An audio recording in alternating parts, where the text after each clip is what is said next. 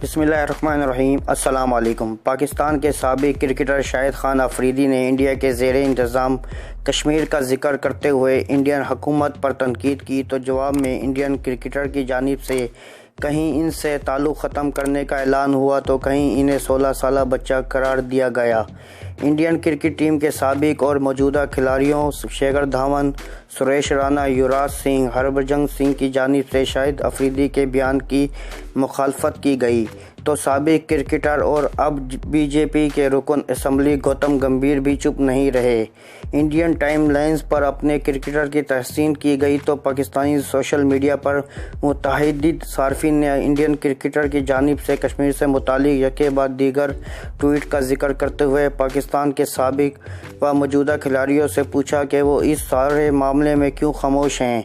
Indian cricket team के opening बल्लेबाज शिखर धवन ने शाहिद अफरीदी को मुखातिब करते हुए लिखा, कश्मीर हमारा था, हमारा है और हमारा ही रहेगा, चाहे 22 करोड़ ले आओ। इस पर शाहिद अफरीदी का कहना था कि हमारा 1.25 लाख के बराबर है, बाकी गिनती अपने आप कर लेना।